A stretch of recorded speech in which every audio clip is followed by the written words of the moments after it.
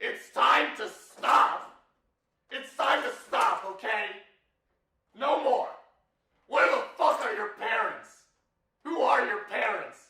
I'm gonna call Child Protective Services. It's time to stop.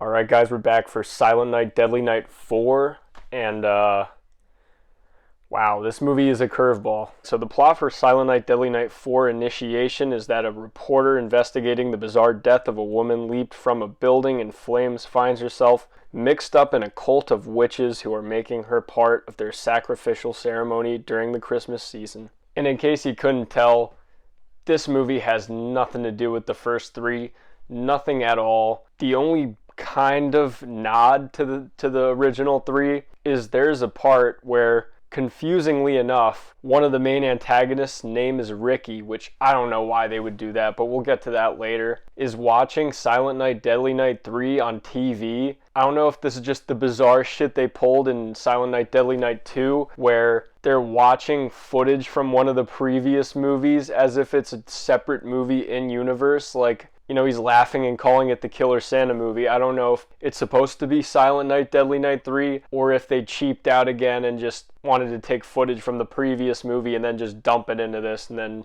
just say it's a whole nother movie. I don't know, but it's very goofy. But I will say, in terms of positives, the first thing I will say is that this movie is a lot more entertaining than number 3. In 3, I was pretty bored, but this movie actually just, it has a very weird idea in mind, and it just goes there. It, like, does not care at all. It chooses a really bizarre plot, and it just totally commits to it. I respect it, but it doesn't mean it's great. But it is weird out there, and it's entertaining. I was very entertained by just how weird it is. But unfortunately, my first negative kind of ties back into that, because it's kind of bizarre. This movie oddly wants to be taken very seriously at times. It has a lot of social commentary about sexism in the workplace and feminism in the 90s and stuff, which is just, I mean, I don't know if Silent Night, Deadly Night 4, the straight-to-DVD horror movie, is exactly the place to really get compelling social commentary like that, but I mean, it makes the movie a lot more interesting to watch, and I will say, it's just so bizarre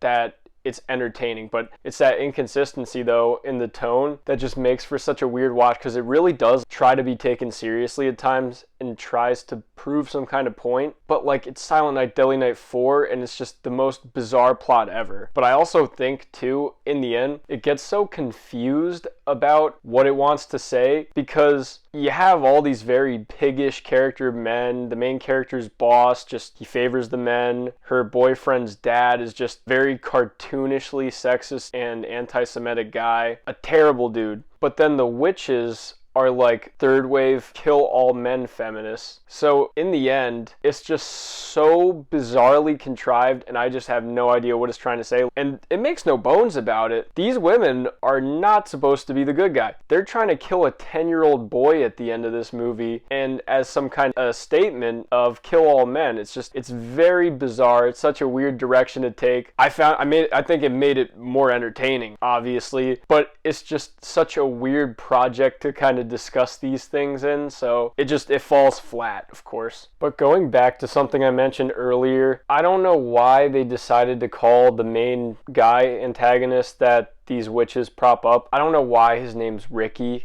That is just a terrible choice. That is so confusing. And when I first looked up the movie before I watched it, it said Ricky, so I was like, oh, I guess they brought Ricky back. Why does he look like this? But no connection to the previous movies, no connection to Ricky. Not that Eric Freeman and Bill Moseley are the spinning images of each other, but, you know, he doesn't have the dome on his head. He's just...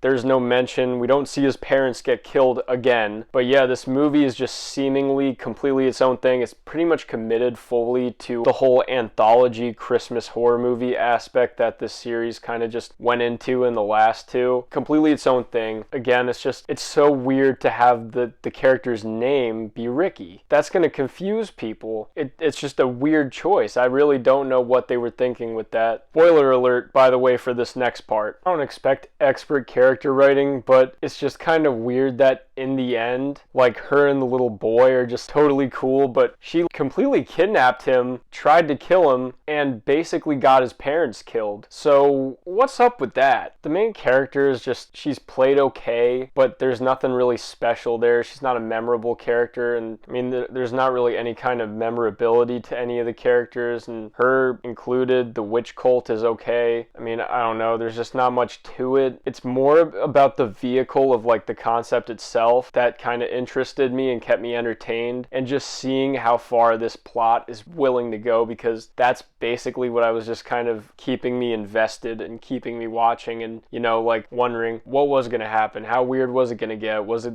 going to cross certain lines, but it just, since it's not competent enough to actually be a good movie, it can just be a little bit difficult to get through sometimes. I'm pretty sure this is a straight to DVD movie, and you definitely feel it. But weirdly enough, this is directed by a really talented director, Brian Yuzna. He did The Dentist 1 and The Dentist 2, which are two of my favorites of the 90s. So it's just kind of, it's cool to see where he came from and how far he goes. He's also known for a lot of the Reanimator movies. He's definitely got a lot of fanfare, and this is an interesting place to start. It does showcase some of his earlier talent, but it's just that this movie is just bogged down in kind of weird plots and weird inconsistencies in kind of its writing and its characters. So it just is held back by that. But it's so weird because, again, it's such a double-edged sword, because what kind of holds it back from being any good is also what makes it so goddamn entertaining. Because this movie is bad. It's very bad. But it's like a car crash you can't look away from. Overall, though, if you're a fan of this franchise, I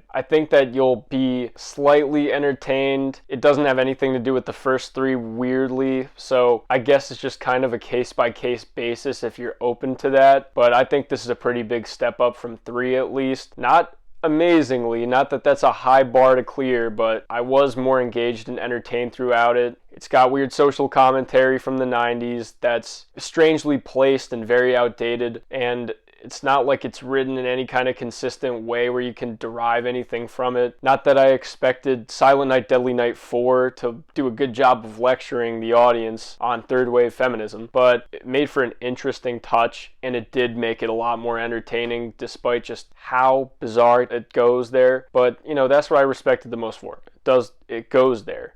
It's super different. It's very different from anything that came before it, because, you know, it would have been a little bit repetitive if they just kept doing the Killer Santa routine and just punish. Like, how many more times can you really do that? And, you know, it's fine that they abandoned the Billy and Ricky storyline. I really don't know why they called this character Ricky, though. It's just going to throw people. It's such a curveball. It really throws people off. And then it's also going to leave people confused about, you know, thinking, like, there's no way that this guy turned into this guy in the span of like 5 years. So overall, I wouldn't recommend it to everybody, but I definitely think that there's an audience for this type of movie. It's far from the worst, but I'm probably also not gonna go out of my way to watch it again. I'd say it was not the most painful experience, but did I love it? No, not at all. Did I even really like it? Not exactly, but you know, I got a chuckle out of it. I was mildly entertained, and it's fine for what it is. It's the straight-to-DVD sequel, Silent Night, Deadly Night 3. So you can't hold that high of expectations, and you can't really hold its limited potential against it. So that's just how I feel. Let me know if you guys seen Silent Night, Deadly Night 4 Initiation. Have a good one.